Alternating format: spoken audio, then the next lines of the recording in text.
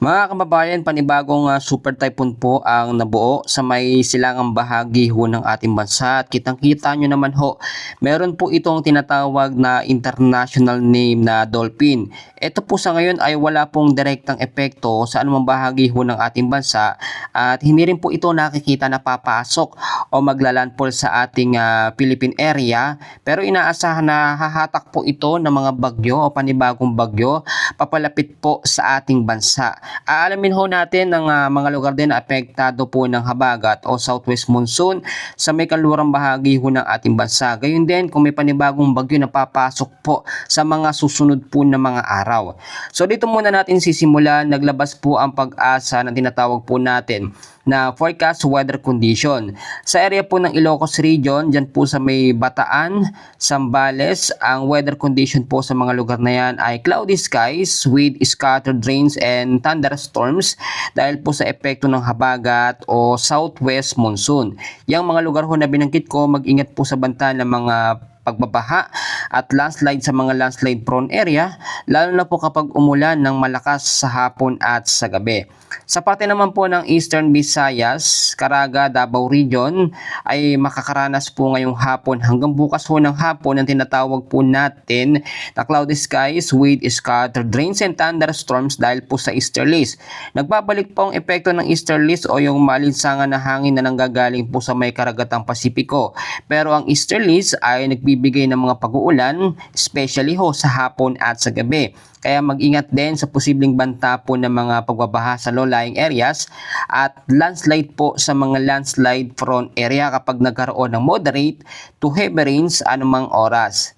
Sa parte ho ng Metro Manila, sa may Cordillera Administrative Region, Pampanga, kasama po ang lugar ng Tarlac, Bulacan, Cavite, Batangas, Palawan, Occidental Mindoro at Oriental Mindoro ay patuloy po makakaranas ng partly cloudy to cloudy skies with isolated rain showers or thunderstorms dahil po sa habagat o southwest monsoon. Sa ngayon, kahit po meron tayong easterlies, no, ito sa may silangang bahagi ho ng ating bansa, nararamdaman pa rin natin ang epekto ng habagat. Pero inaasahan na 3 hanggang 5 araw walang pumasok na bagyo o LPA sa ating par ay hihina po ng hihina ang epekto ng habagat o southwest monsoon. Balikan natin yan at tignan muna natin ito pong panibagong super typhoon. Actually, ito po ngayon ang pinag-uusapan at main topic dahil po ito ay nasa category 5, no? Tinatawag natin na super typhoon category na bagyo. Ang epekto ba nito ay magbibigay ng mga malalakas na bagyo sa ating paro, ating Philippine area of responsibility. Kung papansin niyo yung radius po nito sobrang lawak at ito po ay nasa tubig, no? Masyado itong malayo. Pero doon po sa inilabas ho ng Pag-asa na tinatawag po natin na tropical cyclone threat potential, may posibleng sama ng panahon po mabubuo dito po sa may bandang silangan po ng ating bansa, sa may bandang Philippine Sea. At yun po ay nasa high chance ng category para maging isang ganap na bagyo. Dito po sa may area na yan, dito po posibleng may mabuong panibagong banta ng bagyo. At sa pagitan po ng tinatawag po natin na August 3 hanggang sa August 9, ito po yung pagpasok po ng first week ng August, may panibagong sama ng panahon na papasok. Madedevelop dito po sa may kanlurang bahagi ho ng ating bansa. Ito sa tinutumbok po ng araw na yan. At low chance ng category para maging isang bagyo. At pagkatapos niyan, meron pa rin mabubuo dito sa may bandang silangan na panibagong sama ng panahon. Actually, isang low chance na category at isang high chance na category po na low pressure area.